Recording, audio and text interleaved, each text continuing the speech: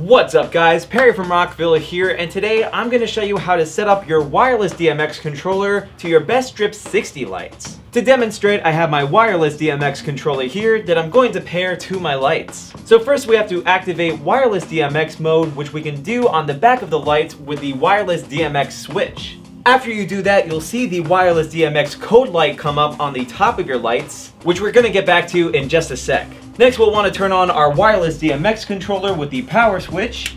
Then we'll want to set the DMX controller to wireless DMX mode with the switch right next to the power switch. After that, we'll see a similar light starting to flash on the back of the controller. This is the controller's wireless DMX code trying to reach out to other DMX devices like the Best Strip 60s. So to get them all to sync up, we need to set the DMX code to the same color. So I'm going to do that on my controller first, and for today I'm going to set the color to blue. Then we're going to do the same thing on our lights with the button right above the DMX code LED. After that, you'll see the DMX code on both lights start to flicker green, meaning that the lights are in slave mode. Before we do anything though, we're going to want to go to the DMX 512 menu on both lights and set them to the same DMX address so that they both interact with our controller. In this case, we'll use A001. Next, we need to go into the settings of each light and determine if we want the lights in 6-channel mode or 10-channel mode. Using either 6-channel or 10-channel mode is completely dependent on your needs and on how much control you want to have over your lights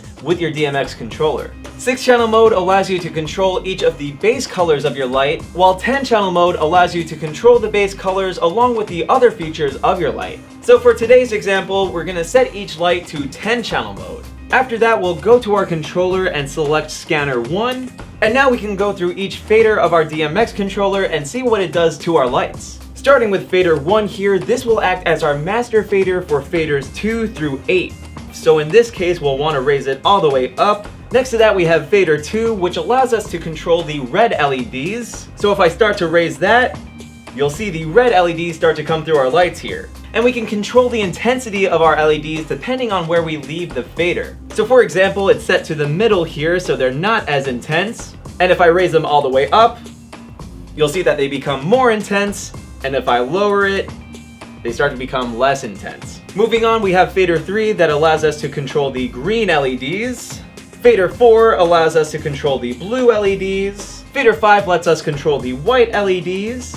We can use fader 6 to control the amber LEDs, and fader 7 allows us to control the ultraviolet LEDs. Now while we use one of our colors here, we can use fader 8 to control the strobe mode.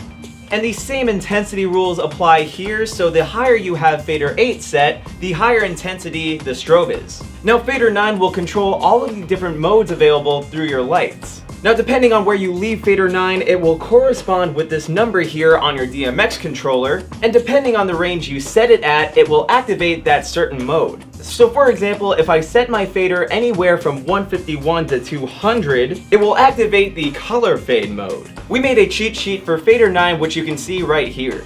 And fader 10 will control the speed for all of these modes, so if I raise that while we're in color fade mode, you'll see that the colors start to fade into each other much faster. Now in case you didn't want to do this wirelessly, there's a way to set up your DMX controller to your lights with DMX cables. Now before we set this up, we do have to go into our lights and make sure they're in the same DMX address, and choose whether we want them in 6-channel mode or in 10-channel mode. So we're going to leave them on the DMX address of A001 and leave them in 10-channel mode. You can also leave the wireless DMX switches off for this type of setup. So to connect the DMX controller to my first light, I'm going to take one DMX cable.